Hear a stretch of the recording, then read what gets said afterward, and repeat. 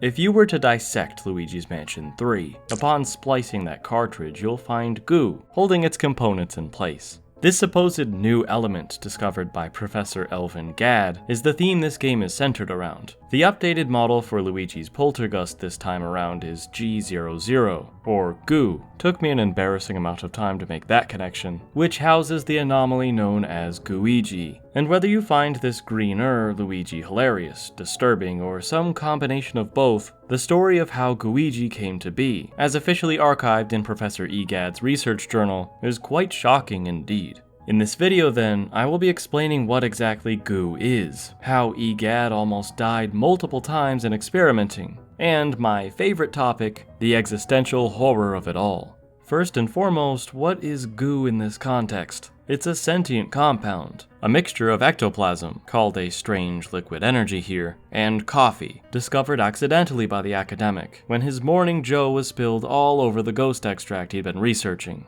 It turned green, the same color as his Lunaman Greenie blend, presumably an old favorite from his past gig at Starbeans Cafe. Converting biological data from the pixelator Luigi had previously used in his Dark Moon adventures to an electrical signal, this goo reacted by shapeshifting into the form of Luigi, so Gooigi and Luigi share DNA. If you're wondering how ethical it was to extract and manipulate Luigi's biological data, then I'd say you're of sound mind. E. Gadd, on the other hand, either didn't give a scaredy rat's rump about personal boundaries and knew Luigi wouldn't press charges, or he had the green guy sign a waiver comprised of suspicious fine print when he first used the dangerously new and largely untested pixelator, though it wasn't exactly voluntary the first few times, or really any time that followed. I find it funny too that Gooigi was then trained to catch ghosts by essentially watching a let's play of Luigi's Mansion, as chronicled by the professor. Putting this Gooigi lifeform through a series of rigorous tests, E. Gadd almost died twice, once when testing its structure, and again when attempting to physically control it.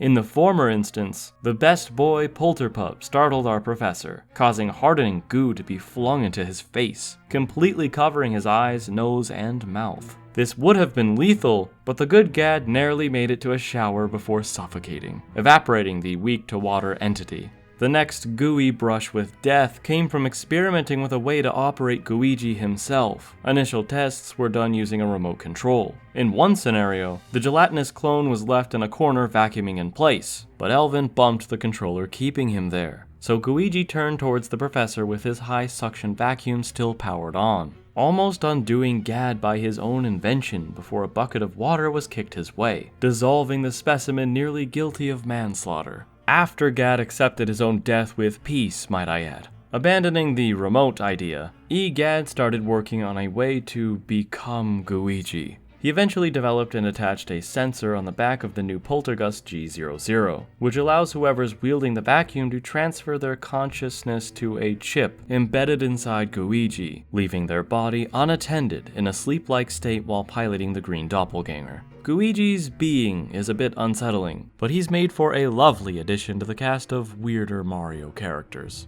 I'm not sure what the future holds for this uncanny body double, whether it's found in a fabled 4th game, or simply as a Luigi skin in whatever the next Super Smash Bros. Ends up being, but I hope this gummy guy is let out of his canister again sometime soon. I'd love to see what direction this replicant is taken, especially when considering that he may have gained some sort of free will at the end of Luigi's Mansion 3. Imagine other Mario characters gooified, like Luigi's infamous rival Waluigi, to create a new emotionless antagonist. Gooigi then could be purple, from infusing ectoplasm with a Lunaman Creeper blend instead of Greenie. Or, more interestingly, Goo corrupted and tainted purple by King Boo, because that's the color of his mind-controlling crown. And as a brainwashed puppet, Gooigi could even share the king's signature glowing purple eyes. This might be a great way to break the curse of Waluigi being relegated to party game spin-offs. Real quick before I go, here are some proposals for goo forms of familiar friends, because why not?